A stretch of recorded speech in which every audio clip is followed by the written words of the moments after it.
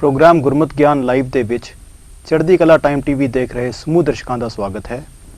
ਹਰ ਹਫਤੇ ਦੀ ਤਰ੍ਹਾਂ ਇਸ ਹਫਤੇ ਵੀ ਗਿਆਨੀ ਸਾਹਿਬ ਸਿੰਘ ਜੀ ਸ਼ਾਹਬਾਦ ਮਾਰਕੰਡਾ ਵਾਲੇ ਆਪ ਜੀ ਨੂੰ ਗੁਰਮਤ ਸੰਬੰਧੀ ਅਤੇ ਗੁਰਬਾਣੀ ਸੰਬੰਧੀ ਸੇਧ ਦੇਣਗੇ। ਗਿਆਨੀ ਜੀ ਸਾਡੇ ਨਾਲ ਸਟੂਡੀਓ ਵਿੱਚ ਮੌਜੂਦ ਹਨ। ਗਿਆਨੀ ਜੀ ਫਤਿਹ ਸਾਂਝੀ ਕਰਕੇ ਪ੍ਰੋਗਰਾਮ ਸ਼ੁਰੂ ਕਰਦੇ ਹਾਂ। ਵਾਹਿਗੁਰੂ ਜੀ ਕਾ ਖਾਲਸਾ ਵਾਹਿਗੁਰੂ ਜੀ ਕੀ ਫਤਿਹ। ਪਿਛਲੇ ਹਫਤੇ ਤੱਕ ਗਿਆਨੀ ਜੀ ਨੇ ਪੌੜੀ असंख जप असंख भाओ असंख पूजा असंख तप ताओ दे जो अखरी अर्थ ਹਨ ਅਤੇ ਵਿਆਕਰਣ ਦੀ ਜੋ ਸੇਧ ਸੀ ਉਹ ਦਿੱਤੀ। ਇਸ ਹਫਤੇ ਇਸ ਪ੍ਰੋਗਰਾਮ ਦਾ ਆਗਾਜ਼ ਜੋ ਅਗਲੀ ਪੌੜੀ ਹੈ ਭਰੀਏ ਹੱਥ ਪੈਰ ਤਨ ਦੇ ਪਾਣੀ ਧੋਤੇ ਉਤਰਸ ਖੇ ਤੋਂ ਕੀਤਾ ਜਾਂਦਾ ਹੈ। गुरु सवारी साध संगत जीओ, बहुत ही खुशी हो रही है इस गुरमत ज्ञान लाइव चढ़दी कला टाइम टीवी दे कीते हुए उद्यम नाल बेअंत गुरबाणी प्रेमियां नूं गुरबाणी दे पाठ उचारण दी सेध अते अर्थां ते व्याकरण दी सेध नाल बहुत ही चंगा उत्साह भरिया हुंगारा मिलिया है। इसलिए मैं समझदा हाँ कि चढ़दी कला टाइम टीवी वाले सज्जन ਵਧਾਈ ਦੇ पात्र ਹਨ जिन्हां ने गुरमत प्रचार दे इस कारज नूं बड़े ही उत्साह नाल आरंभ कीता ते संगतां वल्लों असीस लई। आओ अज असी अगलेरी पौड़ी दी विचार आरंभ करते हाँ। पहले पाठ श्रवण करो जी। भरीए हथ पैर तन दे पानी धोते उतरस खे मूत पलीती कपड़ होए दे साबून लइए ओ धोए भरीए मत पापां कै संग ओ धोपे नावे कै रंग पुन्नी पापी आखण नाहे कर कर करना लिख ले जाओ आपे बीज आपे ही खाओ नानक हुक्मी आओ जाओ। इस पौड़ी का पाठ आप जी ने श्रवण किया है। इसके अंदर भरीए शब्द जो है पहला सानू इसते समझण दी लोड़ है। भावें ठेठ पंजाबी दे अंदर भरीए अखर आम तौर ते वरत्या जाता है कि मेरे हथ भर गए हैं, मेरे हथ पैर लिबड़ गए हैं। ये भरीए अखर इस तरह ही इस्तेमाल किया जाता है। इत्थे महाराज बड़ी ही दलील दे नाल समझाउणा करते ने, क्योंकि जेड़े मनुख नास्तिकता की रुचि रखते ने वो अक्सर कहते हैं बाणी पढ़न की की जरूरत है, गुरु संगत में जान की की जरूरत है। उन्होंने समझाउण वास्ते महाराज ने दो ऐसे प्रमाण दिते हैं जेड़े साडी निता प्रति जिंदगी नाल संबंधित ने, और उन्हां प्रमाणां नूं समझ लैण तो बाद हर मनुख नूं ये गल मननी पैंदी है ते समझ पै जांदी है कि संगत में जाना, सतसंग करना, बाणी दी विचार नाल जुड़ना बहुत जरूरी है। महाराज फरमांदे ने भरीए हथ पैर तन दे। भरीए तो भाव है जे लिबड़ जाए, हथ लिबड़ जाए, पैर लिबड़ जाए, शरीर लिबड़ जाए ते देह लिबड़ जाए। भाव मिट्टी घटे नाल लिबड़ जाए, चिकड़ नाल लिबड़ जाए तो असी की करते हैं? पानी धोते उतरस खे। हुण आम लोग मैं देखता हाँ कि दो लावां नूं एक लाम उचारण करते, जिहदे नाल उचारण की गलती तो हो ही गई पर अर्थां की भी गलती हो जाती है। क्योंकि जिवें हुण पानी धोते तत्ते नूं दो लावां हन ਜਿਹੜੀ ਦੂਸਰੀ ਲਾਂ ਹੈ ਉਹ ਅਰਥ ਕਰਨ ਵਿੱਚ ਸਹਾਇਤਾ ਕਰੀ ਕਿ ਪਾਣੀ ਦੇ ਧੋਣ ਨਾਲ ਉਤਰਸ ਖੇ ਦਾ ਅਰਥ ਹੈ ਮਿੱਟੀ। ਜੋ ਵੀ ਸਾਡੇ ਅੰਗਾਂ ਨੂੰ ਲੱਗ ਗਈ ਹੈ ਉਹ ਪਾਣੀ ਦੇ ਨਾਲ ਧੋਤਿਆਂ ਉਤਰ ਜਾਂਦੀ। ਇਹ ਗੱਲ ਸਾਨੂੰ ਸਮਝ ਵਿੱਚ ਆ ਗਈ। ਦਿਨ ਵਿੱਚ ਕਿੰਨੀ ਵਾਰੀ ਹੱਥ ਪੈਰ ਸਰੀਰ ਲਿਬੜਦਾ ਹੈ, ਕਿੰਨੀ ਵਾਰ ਅਸੀਂ ਧੋਂਦੇ ਹਾਂ, ਪਰ ਇਹਦੇ ਵਿੱਚ ਇੱਕ ਵਿਆਕਰਨ ਦੀ ਗੱਲ ਵੀ ਨਾਲ ਨਾਲ ਸਮਝਣੀ ਜ਼ਰੂਰੀ ਹੈ। ਹੱਥ ਦੇ ਥੱਥੇ ਨੂੰ ਔਂਕੜ ਹੈ, ਪੈਰ ਦੇ ਰਾਰੇ ਨੂੰ ਔਂਕੜ ਹੈ, ਤਨ ਦੇ ਨੰਨੇ ਨੂੰ ਔਂਕੜ ਹੈ, ਪਰ ਖੇ ਦਾ ਹਾਹਾ ਮੁਕਤਾ ਹੈ। ਜੇ ਬਰੀਕੀ ਨਾਲ ਵਿਚਾਰੀਏ ਤਾਂ ਬੜਾ ਅਹਿਮ ਸਵਾਲ ਪੈਦਾ ਹੁੰਦਾ ਹੈ ਕਿ ਕਾਰਨ ਕੀ ਹੈ। ਤਨ ਦਾ ਮਤਲਬ ਵੀ ਸਰੀਰ ਹੈ, ਦੇਹ ਦਾ ਮਤਲਬ ਵੀ ਸਰੀਰ ਹੈ, ਪਰ ਗੁਰਬਾਣੀ ਦੇ ਵਿਆਕਰਨ ਨਿਯਮ ਮੁਤਾਬਕ ਜਿਹੜਾ ਪੁਲਿੰਗ ਹੈ, ਇੱਕ ਵਚਨ ਹੈ, ਨਾਉਨ ਹੈ, ਉਸ ਦੇ ਅਖੀਰਲੇ ਅੱਖਰ ਨੂੰ ਔਂਕੜ ਆਉਂਦਾ ਹੈ। ਪਰ ਜਦੋਂ ਫੀਮੇਲ ਇਸਤਰੀ ਲਿੰਗ ਬਣ ਜਾਏਗਾ ਤਾਂ ਉਸ ਦੇ ਅਖੀਰਲੇ ਅੱਖਰ ਦਾ ਔਂਕੜ ਹਟ ਜਾਏਗਾ। ਇਹਦੇ ਤੋਂ ਸਪਸ਼ਟ ਹੋਇਆ ਕਿ ਹੱਥ ਥੱਥੇ ਨੂੰ ਔਂਕੜ ਹੈ, ਇੱਕ ਵਚਨ ਹੈ, ਨਾਉਨ ਹੈ, ਪੁਲਿੰਗ ਹੈ। ਤਨ ਇੱਕ ਵਚਨ ਹੈ, ਪੁਲਿੰਗ ਹੈ, ਨਾਉਨ ਹੈ। ਪੈਰ ਰਾਰੇ ਨੂੰ ਔਂਕੜ ਹੈ, ਇੱਕ ਵਚਨ ਹੈ, ਪੁਲਿੰਗ ਨਾਉਨ ਹੈ। ਪਰ ਜਿਹੜਾ ਦੇਹ ਹੈ ਉਹ ਇਸਤਰੀ ਲਿੰਗ ਹੈ। ਫੀਮੇਲ ਹੋਣ ਕਰਕੇ ਉਸ ਦੇ ਅਖੀਰਲੇ ਅੱਖਰ ਦਾ ਔਂਕੜ ਉੱਡ ਗਿਆ। ਜਿਹੜੇ ਮੇਰੇ ਵੀਰ ਇਸ ਗੱਲ ਤੇ ਬਜਿੱਦ ਹਨ ਕਿ ਜੀ ਔਂਕੜ ਜ਼ਰੂਰ ਬੋਲਣਾ ਹੈ, ਉਹਨਾਂ ਦੀ ਜੇ ਅਸੀਂ ਰਾਏ ਮੰਨ ਲਈਏ ਔਰ ਇੱਥੇ ਔਂਕੜ ਬੋਲਣ ਦਾ ਯਤਨ ਕਰੀਏ ਤੇ ਪਾਠ ਕੀ ਹੋ ਜਾਏਗਾ? ਹੱਥੋਂ ਹੋ ਜਾਏਗਾ, ਪੈਰੋਂ ਹੋ ਜਾਏਗਾ, ਤਨੋਂ ਹੋ ਜਾਏਗਾ। ਜਦੋਂ ਕਿ ਅਸੀਂ ਕਦੇ ਵੀ ਹੱਥੋਂ ਪੈਰੋਂ ਤਨੋਂ ਨਹੀਂ ਕਰਦੇ, ਇਹਨੂੰ ਅਸੀਂ ਹੱਥ ਪੈਰ ਤਨ ਹੀ ਪੜ੍ਹਦੇ ਹਾਂ। ਤੋ ਇੱਕ ਤਾਂ ਇਹ ਨੁਕਤਾ ਸਮਝਣ ਵਾਲਾ ਹੈ ਕਿ ਜਦੋਂ ਇਸਤਰੀ ਲਿੰਗ ਆਏਗਾ ਉਸ ਦੇ ਅਖੀਰਲੇ ਅੱਖਰ ਦਾ ਔਂਕੜ ਹਟ ਜਾਏਗਾ। ਤੋ ਭਰੀਏ ਹੱਥ ਪੈਰ ਤਨ ਦੇ, ਮਹਾਰਾਜ ਫਰਮਾਉਂਦੇ ਨੇ ਜੇ ਹੱਥ ਪੈਰ ਸਰੀਰ ਤੇ ਦੇ ਮਿੱਟੀ ਘਟੇ ਨਾਲ ਲਿਬੜ ਜਾਏ, ਪਾਣੀ ਧੋਤਾ। ਹੁਣ ਧੋਤਾ ਦਾ ਮਤਲਬ ਹੈ ਪਾਣੀ ਨਾਲ ਧੋਣ ਕਰਕੇ। ਉਤਰਸ ਖੇ, ਹੁਣ ਖੇ ਵੀ ਇਸਤਰੀ ਲਿੰਗ ਹੈ, ਇਸ ਲਈ ਉਸ ਦਾ ਹਾਹਾ ਮੁਕਤਾ। ਇਹ ਪਹਿਲੀ ਪੰਕਤੀ ਦੇ ਅਸੀਂ ਅਰਥ ਸਮਝ ਲੈ। ਇਹ ਦਿਨ ਵਿੱਚ ਅਸੀਂ ਕਈ ਵਾਰ ਅਮਲ ਵਿੱਚ ਲਿਆਉਂਦੇ ਹਾਂ। ਹੁਣ ਅਗਲੀ ਪੰਕਤੀ ਚ ਮਹਾਰਾਜ ਕਹਿੰਦੇ ਨੇ ਮੂਤ ਪਲੀਤੀ ਕੱਪੜ ਹੋਏ। ਪਲੀਤ ਦਾ ਮਤਲਬ ਹੁੰਦਾ ਗੰਦੇ ਹੋ ਜਾਣਾ। ਮੂਤਰ ਆਦਿਕ ਗੰਦਗੀ ਦੇ ਨਾਲ ਜੇ ਕੱਪੜੇ ਪਲੀਤ ਹੋ ਜਾਣ, ਕਿਉਂ ਜੀ ਉਸ ਨੂੰ ਸਿਰਫ ਪਾਣੀ ਨਾਲ ਧੋਤਾ ਜਾ ਸਕਦਾ ਹੈ? ਤੁਸੀਂ ਆਖੋਗੇ ਨਹੀਂ, ਪਾਣੀ ਦੀ ਸਮਰੱਥਾ ਉੱਥੇ ਤੱਕ ਸੀ। ਹੁਣ ਸਾਨੂੰ ਕੱਪੜਿਆਂ ਦੀ ਗੰਦਗੀ ਲਾਉਣ ਵਾਸਤੇ ਦੇ ਸਾਬੂਨ ਲਈਐ ਉਹ ਧੋਏ। ਆਮ ਲੋਕ ਇਸ ਨੂੰ ਸਾਬਣ ਪੜ ਜਾਂਦੇ ਨੇ। ਠੀਕ ਹੈ, ਤੁਹਾਡੀ ਆਪਣੀ ਗੱਲਬਾਤ ਵਿੱਚ ਸਾਬਣ ਵੀ ਪੁੱਗ ਜਾਏਗਾ, ਪਰ ਇੱਥੇ ਤਾਂ ਵਿਆਕਰਨ ਦਾ ਧਿਆਨ ਵੀ ਰੱਖਿਆ ਗਿਆ। ਇਹ ਕਵਿਤਾ ਹੈ, ਇਹਦੇ ਵਿੱਚ ਐਨ ਬਕਾਇਦਾ ਮਹਾਰਾਜ ਨੇ ਇੱਕ ਇੱਕ ਲਗ ਮਾਤਰ ਨੂੰ ਤੋਲ ਕੇ ਰੱਖਿਆ।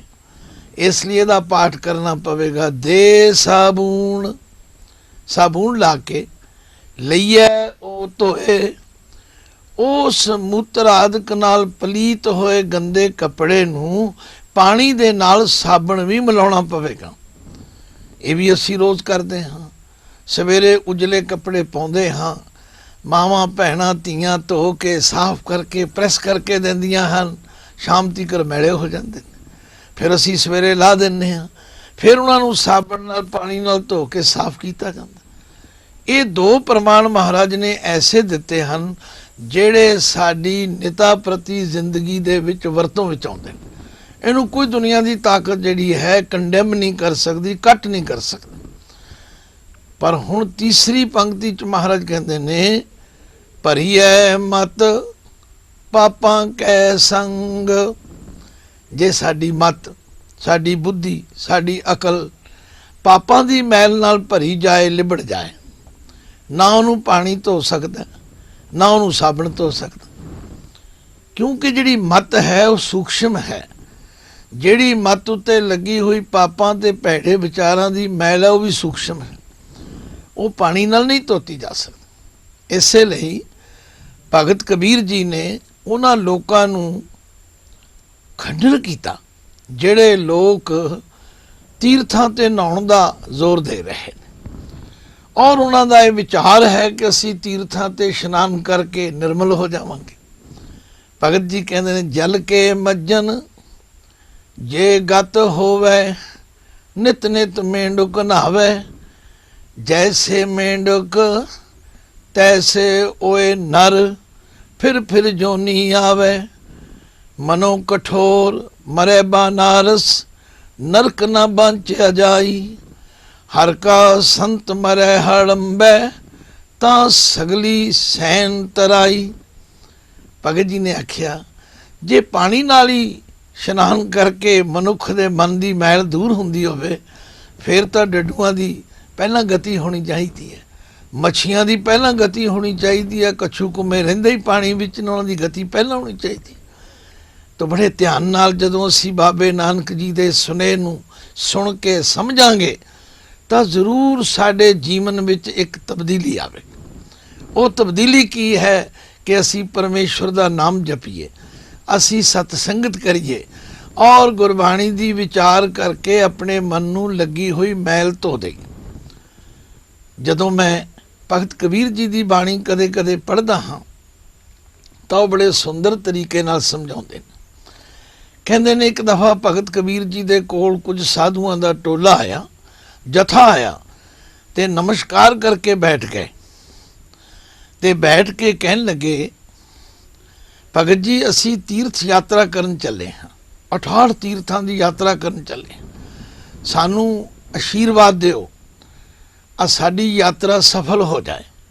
ਭਗਤ ਜੀ ਸਮਝ ਗਏ ਵੀ ਇਹਨਾਂ ਨੇ ਮੇਰੇ ਕਹਿਣ ਨਾਲ ਰੁਕਣਾ ਤੇ ਹੈ ਨਹੀਂ, ਜਾਣਾ ਤੇ ਜ਼ਰੂਰ ਹੈ, ਪਰ ਇਹਨਾਂ ਨੂੰ ਤਰੀਕੇ ਨਾਲ ਸਮਝਾਈਏ। ਭਗਤ ਜੀ ਕਹਿਣ ਲੱਗੇ, ਸਾਡਾ ਵੀ ਕੰਮ ਕਰ ਆਇਓ। ਕਹਿੰਦੇ, ਦੱਸੋ ਜੀ। ਇਹ ਜਿਹੜਾ ਕੱਦੂ ਹੈ, ਜਿਹਨੂੰ ਅਸੀਂ ਲੌਕੀ ਵੀ ਕਹਿੰਦੇ ਹਾਂ, ਘੀਆ ਵੀ ਕਹਿੰਦੇ ਹਾਂ, ਬੱਡ ਵੀ ਕਈ ਇਲਾਕਿਆਂ 'ਚ ਕਿਹਾ ਜਾਂਦਾ, ਇਹਦੇ ਵਿੱਚ ਕੁਝ ਐਸਾ ਇੱਕ ਪੈਦਾ ਹੁੰਦਾ ਜਿਹੜਾ ਬਹੁਤ ਕੌੜਾ ਹੁੰਦਾ, ਉਹਨੂੰ ਤੂੰਬੀ ਕਹਿੰਦੇ। ਉਹ ਇਤਨੀ ਕੁੜੱਤਨ ਹੁੰਦੀ ਹੈ, ਜੇ ਕੁਇੰਟਲ ਪਰ ਸਬਜ਼ੀ ਵਿੱਚ ਉਹਦੇ 1-2 ਪੀਸ ਚਲੇ ਜਾਣ ਤੇ ਸਾਰੀ ਸਬਜ਼ੀ ਕੌੜੀ ਹੋ ਜਾਂਦੀ। ਭਗਤ ਜੀ ਨੇ ਉਹ ਲੌਕੀ ਮੰਗਾਈ। ਕਹਿਣ ਲੱਗੇ, ਭਾਈ ਸੰਤ ਜਨੋ, ਤੁਸੀਂ ਤਾਂ ਇਸ਼ਨਾਨ ਕਰੋਗੇ ਹੀ, ਆ ਸਾਡੀ ਲੌਕੀ ਨੂੰ ਵੀ ਕਰਾ ਲਿਆਇਓ। ਕਹਿੰਦੇ, ਸਤ ਬਚਨ ਜੀ। ਲੈ ਕੇ ਚਲੇ ਗਏ, ਸਾਰੇ ਤੀਰਥਾਂ ਤੇ ਘੁੰਮੇ ਫਿਰੇ, ਇਸ਼ਨਾਨ ਕੀਤੇ, ਉਸ ਲੌਕੀ ਨੂੰ ਕਈ ਗੋਤੇ ਲਵਾਏ, ਕਿਉਂਕਿ ਉਹਨੇ ਕਿਹੜਾ ਕਹਿਣਾ ਸੀ ਮੈਨੂੰ ਠੰਡ ਲੱਗਦੀ ਹੈ ਜਾਂ ਮੈਨੂੰ ਸਰਦੀ ਦਾ ਅਸਰ ਹੋ ਰਿਹਾ। ਖੂਬ ਗੋਤੇ ਲਵਾਏ, ਵਾਪਸ ਆ ਗਏ ਬੜੇ ਖੁਸ਼। ਭਗਤ ਜੀ, ਸਾਡੀ ਯਾਤਰਾ ਬੜੀ ਸਫਲ ਹੋਈ ਆ, ਅਸੀਂ 68 ਤੀਰਥਾਂ ਦੇ ਨਹਾ ਕੇ ਆ ਗਏ। ਭਗਤ ਜੀ ਕਹਿਣ ਲੱਗੇ, ਬਹੁਤ ਅੱਛਾ ਹੋਇਆ, ਉਹ ਸਾਡਾ ਕੰਮ ਵੀ ਕੀਤਾ ਕਿ ਨਹੀਂ? ਕਹਿੰਦੇ, ਜੀ ਅਸੀਂ ਤਾਂ ਇੱਕ ਅੱਧਾ ਗੋਤਾ ਲਾਉਂਦੇ ਸੀ, ਇਹਨੂੰ ਤਾਂ ਕਈ ਡੁਬਕੀਆਂ ਲਵਾ ਦਿੰਦੇ ਸੀ। ਭਗਤ ਜੀ ਕਹਿਣ ਲੱਗੇ, ਅੱਛਾ, ਬਹੁਤ ਧੰਨਵਾਦ ਤੁਹਾਡਾ, ਲਿਆਓ ਫਿਰ ਉਹਨੂੰ ਜਰਾ ਤੋੜੋ, ਇਹਨੂੰ ਜਰਾ ਤੋੜੋ। ਜਦੋਂ ਉਹਨੂੰ ਤੋੜਿਆ, ਆਖਿਆ ਇਹਦਾ ਗੁੱਦਾ ਮੂੰਹ 'ਚ ਪਾਓ। ਜਦੋਂ ਗੁੱਦਾ ਮੂੰਹ ਵਿੱਚ ਪਾਇਆ ਤੇ ਥੂ ਕਰਨ ਲੱਗੇ। ਭਗਤ ਜੀ ਕਹਿਣ ਲੱਗੇ, ਕੀ ਗੱਲ, 68 ਤੀਰਥਾਂ ਤੇ ਇਸ਼ਨਾਨ ਕਰਕੇ ਵੀ ਇਸ ਦੀ ਕੁੜੱਤਨ ਦੂਰ ਨਹੀਂ ਹੋਈ? ਲੌਕੀ 68 ਤੀਰਥ ਨਾਹੀ, ਕੌਰਾਪਨ ਤਉ ਨਾ ਜਾਈ, ਕਹਿ ਕਬੀਰ ਵਿਚਾਰੀ, ਭਵ ਸਾਗਰ ਤਾਰ ਮੁਰਾਰੀ। ਇਸੇ ਲਈ ਬਾਬੇ ਨਾਨਕ ਜੀ ਨੇ ਕਿਹਾ, ਮੈਂ ਵੀ ਤੀਰਥ ਤੇ ਜਾਂਦਾ ਹਾਂ, ਪਰ ਮੇਰਾ ਤੀਰਥ ਕਿਹੜਾ ਹੈ? ਤੀਰਥ ਨਹਾਵਣ ਜਾਉ, ਤੀਰਥ ਨਾਮ ਹੈ, ਤੀਰਥ ਸ਼ਬਦ ਵਿਚਾਰ, ਅੰਤਰ ਗਿਆਨ ਹੈ। ਆਖਿਆ, ਸ਼ਬਦ ਦੀ ਵਿਚਾਰ ਕਰਨ ਦੇ ਨਾਲ ਅੰਦਰ ਗਿਆਨ ਆਵੇਗਾ, ਔਰ ਉਹ ਗਿਆਨ ਜਿਹੜਾ ਹੈ ਉਹ ਅਗਿਆਨ ਨੂੰ ਦੂਰ ਕਰੇਗਾ, ਤੇ ਅਗਿਆਨ ਵਿੱਚ ਕੀਤੇ ਹੋਏ ਜਿਹੜੇ ਭੈੜੇ ਕੰਮ ਨੇ ਉਹਨਾਂ ਤੋਂ ਮਨੁੱਖ ਬਚ ਜਾਏਗਾ। ਇੱਥੇ ਵੀ ਗਰੀਬ ਨਵਾਜ਼ ਸਮਝਾ ਰਹੇ ਨੇ ਬੜੇ ਪਿਆਰ ਨਾਲ, ਕਿਸੇ ਤੇ ਠੋਸਣ ਵਾਲੀ ਗੱਲ ਨਹੀਂ। ਗੁਰੂ ਕਿਰਪਾ ਕਰੇ ਜਿਹਦੀ ਸਮਝ ਵਿੱਚ ਆ ਜਾਏ, ਉਹ ਸ਼ਬਦ ਵਿਚਾਰ ਦਾ ਪੱਲਾ ਫੜ ਲਵੇ, ਉਹ ਸਿਰਫ ਬਾਣੀ ਨੂੰ ਮੱਥਾ ਨਾ ਟੇਕੇ, ਸਿਰਫ ਰੁਮਾਲੇ ਨਾ ਭੇਟ ਕਰੇ, ਸਿਰਫ ਫੁੱਲ ਮਾਲਾ ਨਾ ਚੜਾਏ, ਬਲਕਿ ਬਾਣੀ ਦੀ ਵਿਚਾਰ ਕਰੇ।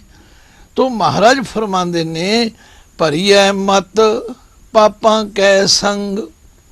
ਬਈ ਜੇ ਮਤ ਪਾਪਾਂ ਦੀ ਛੋ ਨਾਲ ਲਿਬੜ ਜਾਏ ਉਹ ਧੋਪੈ ਨਾਵੇਂ ਕੈ ਰੰਗ। ਉਹ ਜਿਹੜੀ ਪਾਪਾਂ ਦੀ ਮੈਲ ਹੈ ਉਹ ਪਰਮੇਸ਼ਵਰ ਦੇ ਨਾਮ ਨਾਲ ਰੰਗ ਕੀਤੇ ਆ। ਇਹ ਰੰਗ ਸ਼ਬਦ ਜਿਹੜਾ ਹੈ ਇਹਦਾ ਮਤਲਬ ਪ੍ਰੇਮ ਕੀਤੇ ਆ। ਜਦੋਂ ਅਸੀਂ ਪਰਮੇਸ਼ਵਰ ਦੇ ਨਾਮ ਨਾਲ ਪ੍ਰੇਮ ਕਰਾਂਗੇ ਉਹ ਪਾਪਾਂ ਦੀ ਮੈਲ ਘਟੇਗੀ, ਉਤਰੇਗੀ। ਪਰ ਜੇ ਅਸੀਂ ਇਸ ਖਿਆਲ ਵਿੱਚ ਹੀ ਰਹੇ ਕਿ ਅਸੀਂ ਤੀਰਥ ਯਾਤਰਾ ਕਰਕੇ, ਅੱਜ ਗੁਰਸਿੱਖ ਵੀ ਕਈ ਤੀਰਥ ਯਾਤਰਾ ਕਰਦੇ ਨੇ, ਕਈਆਂ ਨੇ ਆਪਣਾ ਬਿਜ਼ਨਸ ਬਣਾ ਲਿਆ, ਉਹ ਬੱਸਾਂ ਦੇ ਉੱਤੇ ਲਿਖ ਕੇ ਆਓ ਤੀਰਥ ਯਾਤਰਾ ਚਲੀਏ, ਚਰਨ ਚਲੋ ਮਾਰਗ ਗੋਬਿੰਦ ਵਗੈਰਾ ਵਗੈਰਾ ਪੰਕਤੀਆਂ ਵੀ ਲਿਖ ਲੈਂਦੇ ਨੇ। ਭੋਲੇ ਭਾਲੇ ਲੋਕ ਫੀਸਾਂ ਜਮ੍ਹਾਂ ਕਰਾ ਕੇ ਯਾਤਰਾ ਕਰਨ ਤੁਰ ਜਾਂਦੇ। ਨਾ ਭਾਈ, ਗੁਰਮਤ ਦੇ ਅਨੁਸਾਰ ਨਹੀਂ। ਗੁਰਮਤ ਤਾਂ ਬੜਾ ਸਪਸ਼ਟ ਉਪਦੇਸ਼ ਕਰ ਰਹੀ ਹੈ। ਜੇ ਤੁਸੀਂ ਇਸ ਦਲੀਲ ਨਾਲ ਕਾਇਲ ਹੋ ਗਏ ਹੋ ਤਾਂ ਫਿਰ ਭੁੱਲ ਕੇ ਵੀ ਇਸ ਤਰ੍ਹਾਂ ਦੀ ਤੀਰਥ ਯਾਤਰਾ ਤੇ ਨਾ ਜਾਇਓ, ਬਲਕਿ ਸ਼ਬਦ ਵਿਚਾਰ ਵਾਲਾ ਪਾਸਾ ਲਵੋ। ਭਰੀਐ ਮਤ ਪਾਪਾਂ ਕੈ ਸੰਗ, ਉਹ ਧੋਪੈ ਨਾਵੇਂ ਕੈ ਰੰਗ। ਹੁਣ ਪਾਤਸ਼ਾਹ ਆਪਣੀ ਅਸਲ ਗੱਲ ਵੱਲ ਆਉਂਦੇ ਨੇ, ਕਹਿੰਦੇ ਪੁੰਨੀ ਪਾਪੀ ਆਖਣ ਨਾ ਹੈ। ਇਹ ਸਿਰਫ ਕਿਸੇ ਨੂੰ ਪੁੰਨੀ ਕਹਿਣਾ, ਕਿਸੇ ਨੂੰ ਪਾਪੀ ਕਹਿਣਾ, ਇਹ ਜੀ ਬੜੇ ਚੰਗੇ ਕੰਮ ਕਰਨ ਵਾਲਾ ਪੁੰਨੀ ਹੈ ਜਾਂ ਇਹ ਪਾਪੀ ਹੈ, ਆਖਣ ਨਾ ਹੈ। ਇਹ ਕਹਿਣ ਦਾ ਵਿਸ਼ਾ ਨਹੀਂ ਹੈਗਾ। ਕਹਿਣ ਨਾਲ ਕੋਈ ਪੁੰਨੀ ਤੇ ਪਾਪੀ ਨਹੀਂ ਬਣਦਾ, ਬਲਕਿ ਇਹ ਗੱਲ ਯਾਦ ਰੱਖੋ, ਕਰ ਕਰ ਕਰਨਾ ਲਿਖ ਲੈ ਜਾ। ਹੁਣ ਤੁਸੀਂ ਆਖੋਗੇ ਤੁਸੀਂ ਇੱਥੇ ਹਾਏ ਨੂੰ ਔਂਕੜ ਬੋਲਿਆ, ਇਹ ਹੁਕਮ ਹੀ ਕਿਰਿਆ ਹੈ। ਔਰ ਹਮੇਸ਼ਾ ਦੋ ਤਰ੍ਹਾਂ ਦੀਆਂ ਮਾਤਰਾ ਹੁੰਦੀਆਂ ਨੇ, ਇੱਕ ਗੁਰੂ, ਇੱਕ ਲਘੂ। ਗੁਰੂ ਦਾ ਮਤਲਬ ਹੈ ਵੱਡੀ ਮਾਤਰਾ, ਲਘੂ ਦਾ ਮਤਲਬ ਹੈ ਛੋਟੀ ਮਾਤਰਾ। ਤੋ ਜਦੋਂ ਅਸੀਂ ਲਘੂ ਨੂੰ ਗੁਰੂ ਬਣਾਉਂਦੇ ਆ ਉਦੋਂ ਗੱਲ ਗੜਬੜ ਹੋ ਜਾਂਦੀ। ਜਿਵੇਂ ਰੋਜ਼ ਅਸੀਂ ਇਹ ਅੱਖਰ ਪੜ੍ਹਦੇ ਹਾਂ, ਸੱਜਣ ਸੱਚਾ ਪਾਤਸ਼ਾਹ। ਹੁਣ ਪਾਤਸ਼ਾਹ ਦੇ ਹਾਏ ਨੂੰ ਵੀ ਔਂਕੜ ਹੈ, ਪਰ ਉਹਨੂੰ ਪਾਤਸ਼ਾਹ ਨਹੀਂ ਬੋਲਦੇ। ਪਰ ਜਦੋਂ ਪੜ੍ਹਦੇ ਹਾਂ ਸਿਰ ਸ਼ਾਹਾਂ ਦੇ ਸ਼ਾਹ, ਉੱਥੇ ਸ਼ਾਹ ਹੈ ਪਰ ਸ਼ਾਹੂ ਬਣਾ ਦਿੰਦੇ। ਇਹ ਹੈ ਉਚਾਰਨ ਦੀ ਗਲਤੀ, ਜਿਹਨੂੰ ਸਮਝਣਾ। ਤੋ ਜਿਹੜਾ ਔਂਕੜ ਹੈ ਉਹ ਲਘੂ ਮਾਤਰਾ ਹੈ। ਜੇ ਦੋ ਔਂਕੜ ਹੋ ਜਾਣ ਤੇ ਗੁਰੂ ਮਾਤਰਾ ਬਣ ਜਾਏਗੀ। ਤੋ ਇਸ ਲਈ ਮਹਾਰਾਜ ਕਹਿੰਦੇ ਨੇ ਪੁੰਨੀ ਪਾਪੀ ਆਖਣ ਨਾ ਹੈ। ਕਰ ਕਰ ਕਰਨਾ, ਜੋ ਅਸੀਂ ਕਰ ਰਹੇ ਹਾਂ, ਜੋ ਅਸੀਂ ਕਰਮ ਕਮਾ ਰਹੇ ਹਾਂ, ਲਿਖ ਲੈ ਜਾ। ਇਹ ਲਿਖੇ ਜਾ ਰਹੇ ਨੇ, ਇਹ ਸਾਡੇ ਨਾਲ ਜਾਣਗੇ। ਜਿੱਥੇ ਵੀ ਹਿਸਾਬ ਕਿਤਾਬ ਹੋਵੇਗਾ ਇਹ ਸਾਡੇ ਕੀਤੇ ਹੋਏ ਕਰਮ ਨਾਲ ਲਿਖੇ ਹੋਏ ਜਾਣ। ਗੁਰਬਾਣੀ ਇਸ ਗੱਲ ਦੀ ਗਵਾਹੀ ਭਰਦੀ ਹੈ। ਉਹ ਕਹਿੰਦੇ ਸਤਿਗੁਰੂ ਜੀ ਫਰਮਾਉਂਦੇ ਨੇ, ਜੇ ਹਾ ਬੀਜੇ ਸੋ ਲੁਣੇ ਕਰਮਾ ਸੰਦੜਾ ਖੇਤ। ਆਖਿਆ ਜਿਸ ਤਰ੍ਹਾਂ ਤੁਸੀਂ ਆਪਣੇ ਖੇਤ ਵਿੱਚ, ਆਪਣੀ ਕਿਚਨ ਗਾਰਡਨ ਵਿੱਚ ਲੋੜ ਅਨੁਸਾਰ ਕਿਧਰੇ ਧਨੀਆ, ਕਿਧਰੇ ਪੁਦੀਨਾ, ਕਿਧਰੇ ਕੁਝ ਚੀਜ਼ ਬੀਜਦੇ ਹੋ, ਉਹੋ ਹੀ ਉੱਗੇਗੀ ਤੇ ਉਹੋ ਹੀ ਤੁਸੀਂ ਵੱਢੋਗੇ।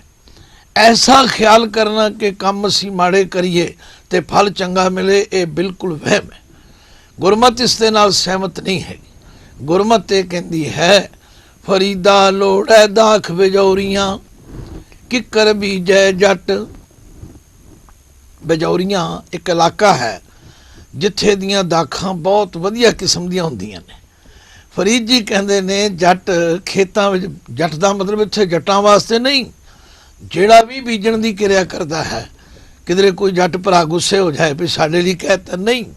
ਫਰੀਦਾ ਲੋੜੈ ਦਾਖ ਬਜੌਰੀਆਂ, ਕਿੱਕਰ ਬੀਜੈ ਜੱਟ, ਹੰਡੈ ਉਨ ਕਤਾਹਿੰਦਾ ਪੈਦਾ ਲੋੜੈ ਪੱਟ। ਬੀਜਦਾ ਤੇ ਕਿੱਕਰ ਹੈ ਤੇ ਚਾਹੁੰਦਾ ਹੈ ਮੈਨੂੰ ਬਜੌਰ ਦੇਸ਼ ਦੀਆਂ ਦਾਖਾਂ ਮਿਲ ਜਾਣ। ਹੱਥਾਂ ਵਿੱਚ ਤੇ ਭੇਡਾਂ ਦੀ ਉੱਨ ਲਈ ਫਿਰਦਾ ਤੇ ਚਾਹੁੰਦਾ ਮੈਂ ਰੇਸ਼ਮ ਪਾ ਲਵਾਂ। ਗੁਰਮਤ ਕਹਿੰਦੀ ਨਹੀਂ, ਜੋ ਬੀਜੋਗੇ ਉਹ ਹੀ ਵੱਢੋਗੇ। ਤੋ ਕਰ ਕਰ ਕਰਨਾ ਲਿਖ ਲੈ ਜਾ, ਆਪੇ ਬੀਜ ਆਪੇ ਹੀ ਖਾਓ। ਇਹ ਹੁਕਮ ਹੀ ਕਿਰਿਆ। ਬੀਜ ਦੇ ਜੱਜੇ ਨੂੰ ਸਿਆਰੀ ਹੈ। ਜਦੋਂ ਬੀਜ ਦੇ ਜੱਜੇ ਨੂੰ ਔਂਕੜ ਹੋਏਗਾ ਉਹ ਨਾਉਨ ਪੁਲਿੰਗ ਇੱਕ ਵਚਨ ਹੋਵੇਗਾ। ਪਰ ਜਦੋਂ ਬੀਜ ਦੇ ਜੱਜੇ ਨੂੰ ਸਿਆਰੀ ਲੱਗ ਜਾਏਗੀ, ਬੀਜ ਕੇ, ਇਹ ਬੀਜਣ ਦੀ ਕਿਰਿਆ ਹੈ। ਜੋ ਤੁਸੀਂ ਬੀਜ ਰਹੇ ਹੋ ਉਹੀ ਤੁਹਾਨੂੰ ਖਾਣਾ ਪਵੇਗਾ, ਭਾਵ ਉਹਦਾ ਫਲ ਭੁਗਤਣਾ ਪਵੇਗਾ। ਨਾਨਕ ਹੁਕਮੀ ਆਵੋ ਜਾਓ। ਪਾਤਸ਼ਾਹ ਫਰਮਾਉਂਦੇ ਨੇ ਉਸ ਅਕਾਲ ਪੁਰਖ ਦੇ ਹੁਕਮ ਦੇ ਅੰਦਰ ਆਵੋ ਜਾਓ, ਫਿਰ ਜੰਮਣ ਮਰਨ ਦਾ ਚੱਕਰ ਪੈ ਜਾਏਗਾ। ਇਸ ਵਾਸਤੇ ਗੱਲ ਨੂੰ ਸਮਝੋ, ਅਤੇ ਸਮਝ ਕੇ ਸਹੀ ਮਾਰਗ ਤੇ ਚੱਲੋ। ਐਵੇਂ ਤੀਰਥ ਯਾਤਰਾ ਜਾਂ ਹੋਰ ਢੰਗਾਂ ਨਾਲ ਇਹ ਭੁਲੇਖੇ ਵਿੱਚ ਰਹਿਣਾ ਕਿ ਸਾਡੀ ਮਹਿਲ ਉਤਰ ਜਾਏਗੀ, ਗੁਰਦੇਵ ਕਹਿੰਦੇ ਨਹੀਂ। ਕਿਤਨੇ ਸਰਲ, ਕਿਤਨੇ ਦਿਲ ਸਪਰਸ਼ ਕਰਦੇ ਤਰੀਕੇ ਨਾਲ ਮਹਾਰਾਜ ਨੇ ਸਮਝਾਇਆ। ਹਾਂ, ਜੇ ਕੋਈ ਫਿਰ ਵੀ ਨਾ ਸਮਝੇ, ਹੱਠ ਕਰੇ ਜਾਂ ਕਹੇ ਮੈਂ ਨਾ ਮਾਨੂੰ, ਤਾਂ ਵੀ ਸਾਡੇ ਕੋਲ ਕੋਈ ਐਸੀ ਯੁਕਤੀ ਨਹੀਂ। ਅਸੀਂ ਤੇ ਗੁਰਬਾਣੀ ਦੇ ਗਿਆਨ ਰਾਹੀਂ ਚਾਹੁੰਦੇ ਹਾਂ ਕਿ ਭੁੱਲੀ ਭਟਕੀ ਲੁਕਾਈ ਸਿੱਧੇ ਰਸਤੇ ਪਵੇ। ਬਾਬੇ ਨਾਨਕ ਦਾ ਇਹੀ ਮਿਸ਼ਨ ਸੀ ਔਰ ਉਸ ਮਿਸ਼ਨ ਨੂੰ ਪ੍ਰਚਾਰਨ ਲਈ ਹੀ ਇਹ ਯਤਨ ਕੀਤਾ ਜਾ ਰਿਹਾ ਹੈ। ਹੁਣ ਅਗਲੀ ਪੌੜੀ ਵਿੱਚ ਪਾਤਸ਼ਾਹ ਫਰਮਾਉਂਦੇ ਨੇ, ਤੀਰਥ ਤਪ ਦਇਆ ਦਤ ਦਾਨ, ਜੇ ਕੋ ਪਾਵੈ ਤਿਲ ਕਾ ਮਾਨ, ਸੁਣਿਆ ਮੰਨਿਆ ਮਨ ਕੀਤਾ ਭਾਉ, ਅੰਤਰਗਤ ਤੀਰਥ ਮਲ ਨਾਓ, ਸਭ ਗੁਣ ਤੇਰੇ ਮੈਂ ਨਾਹੀ ਕੋਏ, ਵੇਣ ਗੁਣ ਕੀਤੇ ਭਗਤ ਨਾ ਹੋਏ, ਸਵਸਥ ਆਥ ਬਾਣੀ ਬਰਮਾਓ, ਸਤ ਸੁਹਾਣ ਸਦਾ ਮਨ ਚਾਓ, ਕਮਣ ਸੁਵੇਲਾ ਵਕਤ ਕਮਣ, ਕਮਣ ਥਿਤ ਕਮਣ ਵਾਰ, ਕਮਣ ਸਿਰੁਤੀ ਮਾਂ ਕਮਣ, ਜਿਤ ਹੋਆ ਆਕਾਰ, ਵੇਲ ਨਾ ਪਾਈਆ ਪੰਡਤੀ, ਜੇ ਹੋਵੈ ਲੇਖ ਪੁਰਾਣ, ਵਕਤ ਨਾ ਪਾਇਓ ਕਾਦੀਆਂ, ਜੇ ਲਿਖਣ ਲੇਹ ਕੁਰਾਨ, ਥਿਤ ਵਾਰ ਨਾ ਜੋਗੀ ਜਾਣੈ, ਰੁਤ ਮਾਹ ਨਾ ਕੋਈ, ਜਾਂ ਕਰਤਾ ਸਿਰ ਠੀਕੋ ਸਾਜੇ, ਆਪੇ ਜਾਣੈ ਸੋਈ, ਕਿਵ ਕਰ ਆਖਾਂ ਕਿਵ ਸਲਾਹੀ, ਕਿਉ ਵਰਨੀ ਕਿਵ ਜਾਣਾ, ਨਾਨਕ ਆਖਣ ਸਭ ਕੋ ਆਖੈ, ਇਕ ਦੂ ਇਕ ਸਿਆਣਾ, ਵੱਡਾ ਸਾਹਿਬ ਵੱਡੀ ਨਾਈ, ਕੀਤਾ ਜਾ ਕਾ ਹੋਵੇ, ਨਾਨਕ ਜੇ ਕੋ ਆਪੋ ਜਾਣੇ, ਅੱਗੇ ਗਿਆ ਨਾ ਸੋਹੈ। ਪਾਤਸ਼ਾਹ ਇਸ ਪੌੜੀ ਦੇ ਅੰਦਰ ਵੀ ਉਸੇ ਪ੍ਰਕਰਨ ਨੂੰ ਅੱਗੇ ਤੋਰਦੇ ਹਾਂ। ਜੇ ਕੋਈ ਤੀਰਥਾਂ ਤੇ ਜਾ ਲਵੇ, ਜੇ ਕੋਈ ਤਪ ਕਰ ਲਵੇ, ਜੇ ਕੋਈ ਦਇਆ ਵਿੱਚ ਆ ਕੇ ਦਾਨ ਦੇਵੇ, ਪਾਤਸ਼ਾਹ ਕਹਿੰਦੇ ਨੇ ਕਰਮ ਤੇ ਉਸਨੇ ਚੰਗੇ ਕੀਤੇ ਨੇ।